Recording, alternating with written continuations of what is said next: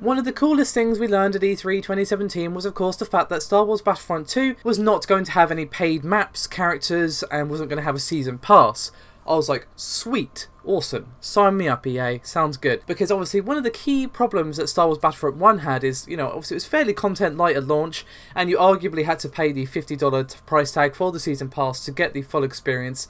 And in a game that was already content light, that was really insult to injury, and obviously it was very, very expensive for the complete product. So I was like, sweet. But we all knew that there would be a caveat. We all knew there would be some form of microtransactions or something to make up for this, which is fair enough. You know, DLC and that is one way to increase the longevity of the game, although of course you can do free updates as we've seen with The Witcher 3, yada yada yada. But you know, there are several ways you could do this and still not be a complete arse. For example, Overwatch. You know, think what you like of the loot crate system. I know not everyone likes it for various reasons, and those reasons, to be fair, are pretty much valid. It is all cosmetic. You could totally play the game without it, and obviously you can unlock skins as you go, and they literally have zero impact on the game other than, oh hey, that's a nice Reaper skin.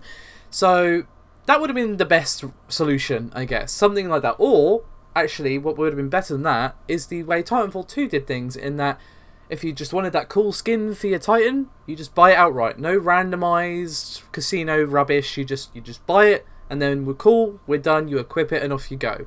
That probably would have been the best thing, with the Overwatch style being second best. But they decided to skip over those things and go straight to pay to win. I know. So, I'm going to go through the facts before I drive us into Rant Town, but that is where this video is going. Oh yes, don't you worry my friends, we are heading down there. I'm just taking this on at a nice leisurely speed, but I will put my foot on the pedal later on, don't you worry. So, let's get all those facts and figures out of the way first, shall we? So, you can get these loot boxes through play. There is the first thing, but the issue is what is inside the loot boxes. Just having the unlockable loot boxes is like, okay, but how's it pay to win then? Because what is inside is star cards, as well as more materials to craft star cards, as well as credits that you can use to then buy more loot boxes. So these star cards also are used for stuff like customization and progression, as well as customizing weapons and so on. But basically, these star cards have a direct impact on the game. They don't just make you look cool or whatever. They give you more health, power up weapons, boost damage, or even grant special abilities like, say, healing. That is insane. And these cards have 5 tiers. The usual 5 tiers you're used to: common, uncommon, rare, epic, legendary. You know, the usual cavalcade that we see. The more valuable the card, the better the buff, and of course the smaller the chances of it actually dropping. For example, there is a card by the name of Assault Training that gives you a health boost for every kill. The common one gives you 20 HP, whereas the epic gives you 40 HP. So you can see that not only do we have this card is flat out giving someone an advantage versus someone who doesn't have that card, to someone who has the epic version of that card is better than the person with the common version of this card. Although the advantage is obviously slightly lessened, but, you know, not really. To be honest, I don't see how you can argue that this isn't pay to win. These abilities are straight up better than not having these abilities. Yes, you can get them through play. Cool.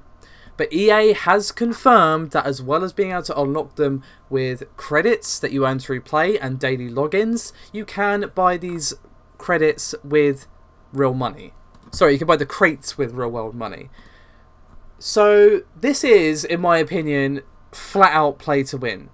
Pay to win, sorry, not play to win. That would actually make sense. Yeah, play to win, cool. What's the problem? What are you ranting about? No, pay to win. But I have a few more details to get through. So, each class is going to have 4 star card slots. 3 that modify or replace your base abilities, and 1 that gives you a passive bonus. As for heroes, they have 2 star card slots that modify their standard abilities, and they come in, again, the usual rare, blah blah blah blah blah blah. Now, you can use the materials you get in the crates to not only craft star cards, but you can also use them to upgrade star cards. So a common can become uncommon, etc., but you can't turn an epic into a legendary. That is the only caveat there. So that is slightly closing the gap between someone with, there we go, words, a common and uncommon card, but it obviously does not close the gap between someone who doesn't buy these crates and someone who does.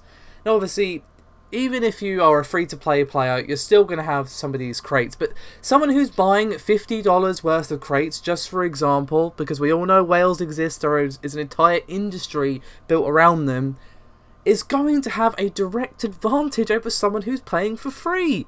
That's just a fact, as far as I can see. Because you can buy these crates with real money, there are going to be people with more money than time, and they're going to use it to get advantage over people in a multiplayer focused game.